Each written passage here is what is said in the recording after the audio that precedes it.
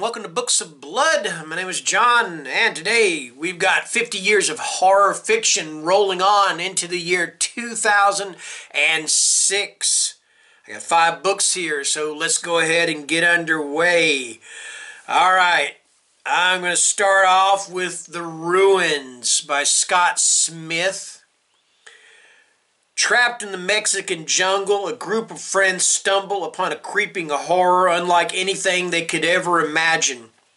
2 young couples are on a lazy Mexican vacation, sun-drenched days, drunken nights, making friends with fellow tourists.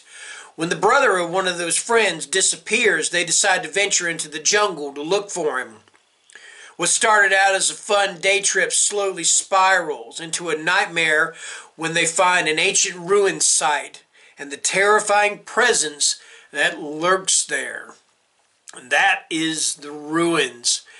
And being someone who has read The Ruins, I'm going to tell you flat out, if you want to read a book with some of the most obnoxious, entitled, annoying, stupid main characters ever written, then The Ruins is the book for you. Okay? And I'm going to spoil this. It's about killer plants, okay? You are going to get to the point where you're going, except for one character, you're going to get to the point where you are going to be completely cheering for these plants. I mean, anytime there's a scene between one of these morons and a plant, you're going to be sitting there going, oh, please eat him, plant. Please eat him, plant. And no one will blame you. Okay? That's how stupid these characters are. And that's no slight on Scott Smith. The book is great. I loved it. But oh my God, these entitled assholes. Anyway, rant over. Sorry about that. Alright, next up, you've got Dark Harvest by Norman Partridge. Halloween 1963, they call him the October Boy, or Old Hacksaw Face, or Sawtooth Jack. Whatever the name, everybody in this small Midwestern town knows who he is, how he rises from the cornfields every Halloween, a butcher knife in his hand, and makes his way toward town, where gangs of teenage boys eagerly await their chance to confront the legendary nightmare.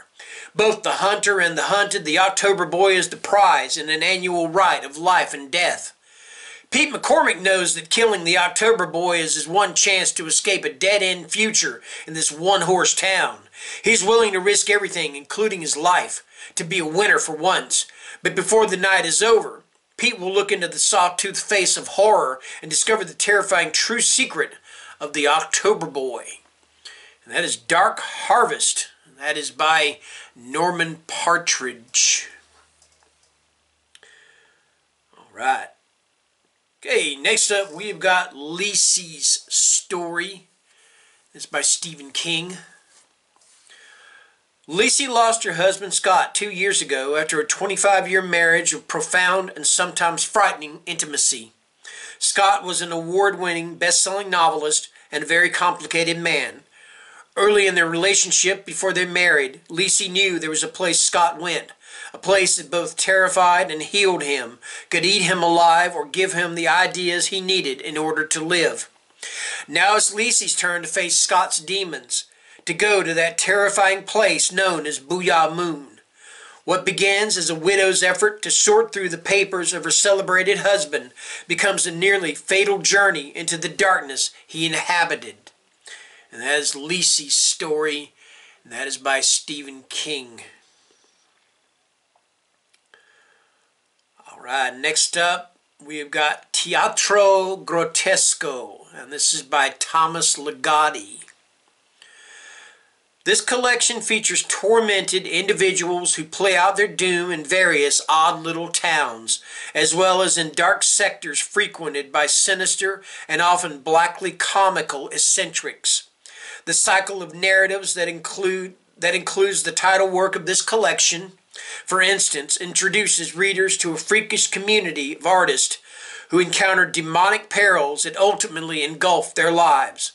These are selected examples of the forbidding array of persons and places that compose the mesmerizing fiction of Thomas Ligotti. And that is Teatro Grotesco by Thomas Ligotti. All right. And I thought I would throw in a Dark Shadows novel. And this is Dark Shadows, the Salem Branch by Lara Parker.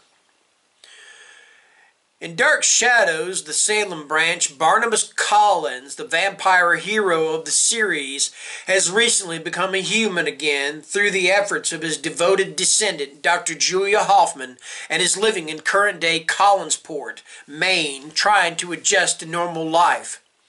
Although engaged to marry Dr. Hoffman, he falls in love with a mysterious woman named Antoinette, who has bought the ruins of the old house on the Collins estate and is restoring it while living with a band of hippies in the woods. Antoinette settled in the area because her father is being treated in a nearby mental hospital. Her daughter suffers from flashbacks to her previous incarnation as Miranda Duval, who was burned as a witch in the Salem witch trials. One of the judges who condemned her to death was a Collins, Barnabas's ancestor. Barnabas is desperate to win Antoinette's love and to protect her and her daughter from the new vampire that he suspects is attacking the inhabitants of Collinsport. That is, Dark Shadows, the Salem Branch by Lara Parker. That is going to do it for the year 2006. Until next time, take care and stay scared. Thank you. Bye-bye.